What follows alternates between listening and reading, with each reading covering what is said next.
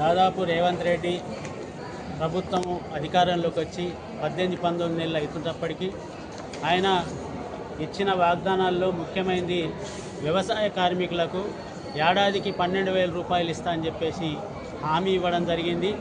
ఆ ఏడాదికి 12,000 ఇప్పటి వరకు కూడా ఎక్కడ ఇచ్చిన దాఖలాలు లేవు.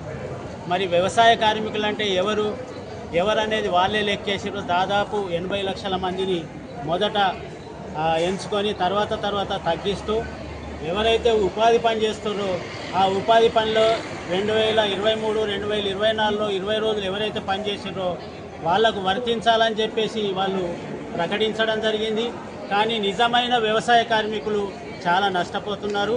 మరి ఇప్పటికీ ఈ హామీ ఎక్కడైనా అమలు చేసినారా అంటే రాష్ట్ర వ్యాప్తంగా మండలానికి ఒక గ్రామాన్ని ప్రాజెక్టు గ్రామం కింద తీసుకొని దాదాపు 6,000 రూపాయలు ఖరీఫ్ సీజన్లో, అట్లాగే ఇంకో 6,000 రూపాయలు మళ్ళీ దఫాలు ఇస్తామని చెప్పేసి ప్రతి మండలంలో 2 ఊళ్ళకు మాత్రమే ఇచ్చి శైలు దులుపుకున్నాడు.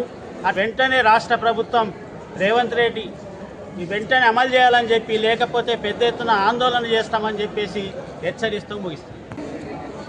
కాంగ్రెస్ పార్టీ అధికారంలోకి రావడానికి 6 గ్యారంటీలు 420 హామీలతో ప్రజల ముందుకు వచ్చింది, ప్రచారం చేసింది.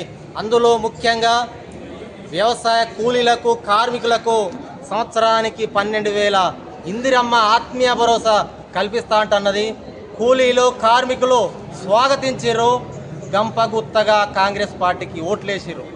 ఈ హామీలను 100 రోజుల్లో అమలు చేస్తానంట చెప్పేసి 2 సంవత్సరాలు గడుస్తున్నా ఇప్పటికీ ఇంకా అతీగతి లేదనే విషయాన్ని ఈ సందర్భంగా మేము గుర్తు చేస్తూ ఉన్నాం.